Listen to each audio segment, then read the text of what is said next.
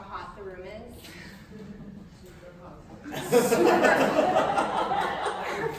We're sweating. Yeah, it's like really sweaty, humid. It's 95 to 108 degrees in there, and you're doing yoga.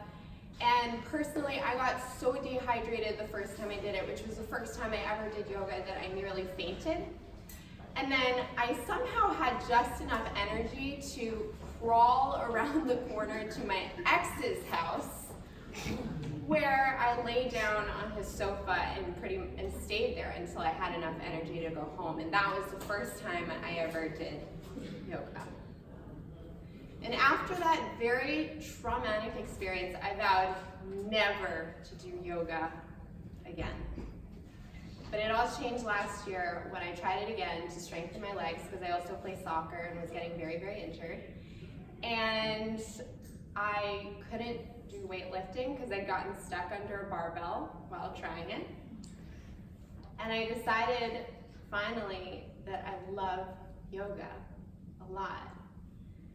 And I found that it's really impacted my public speaking in so many ways. So tonight I'm going to share that with you, because this project is all about developing a vision for my life. So my vision is one in which yoga is the foundation for my public speaking, yoga and mindfulness. To start, I'll invite everyone to close their eyes, and I'll take you through a very brief meditation. So we're going to start by focusing on the breath, and if you'd like to take a deep breath in through the nose, and you can let it out through your nose. Good. Just continue to breathe in this way, and as you do, try to transition from thinking into feeling.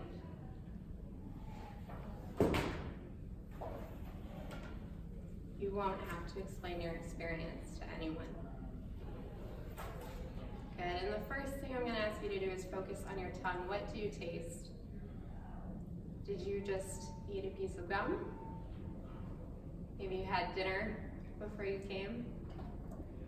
Or maybe you taste nothing. In which case, what does nothing feel like? Good.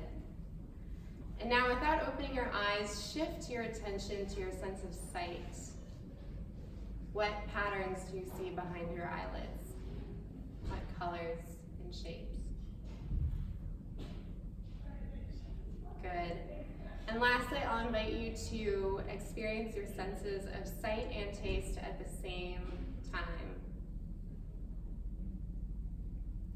If you don't get it on the first try, it's okay. It's a little bit like rubbing your belly and patting your head. So just do your best. Great, and you can all open your eyes. That is called spaciousness meditation.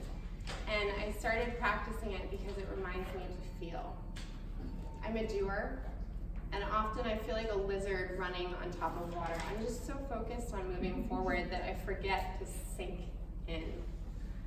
But I feel like those sinking in moments are when the audience really deeply connects to you. And I think of times like when Jessie gave a really heartfelt evaluation to a new member, or when Amy gave a speech about her mom. Those were all really incredible moments, and the audience was connecting, and the speaker was really sinking in. And that's something that I want to work on, and meditation really helps me do that. So for yoga, which is it has become a huge part of my life, I'll start by asking, if I were to make my body bigger, what would I do? You can just shout them out. Steroids.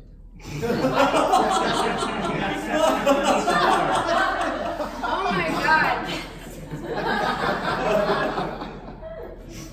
Anything else from not straight?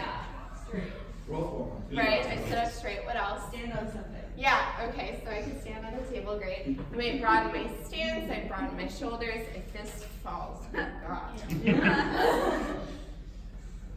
So these are all things that I had to teach myself to do for the district contest. It didn't come naturally. And at Toastmasters, our stage is pretty small, so we can get away with small movements, or moving from your elbows is what someone taught me it's called.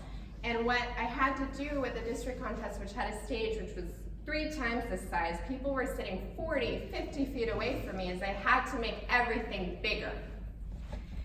And I taught myself to do that through yoga, and I'll show you a couple poses to just demonstrate that. I won't do anything fancy because this is not a secure space. All right, so to start, this is called Warrior 2. And it's hard to see, but my hips are actually moving in opposite directions, which causes a kind of tension and encourages me to broaden my stance. And then you think about my core. Everything is hugging into my core. And this means that I can expand. So for those of you who've seen my district speech, if I was expanding into my mom, who I wanted to be big and imposing, then I could do that, or I could shrink to become Sybil. And it felt very natural. It came very easily because I had my core to hold everything together. And then lastly, if you look at the top here, my chest is broad and my arms are extending in both directions. And these are all things that I did at the district contest to make myself bigger on the stage and take up more space. So I'll show you another pose very briefly.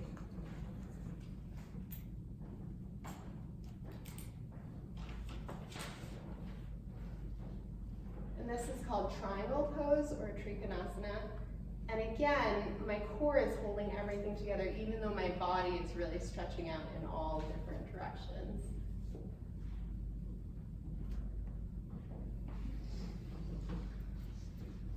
And then you have poses like high plank, low plank, upward facing dog, which is great for lengthening the spine and making sure that you have everything aligned so that you can be taller. Otherwise, you put a lot of pressure on your lower back. And then lastly, there's downward dog, which is another great spine lengthener.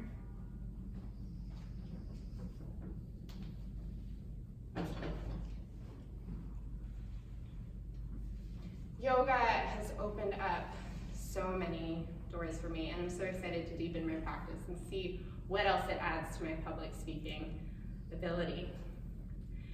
And in my next speech, because this is the first of 2, I'll talk about how I plan to deepen my practice and when I plan to do it. Madam Toastmaster.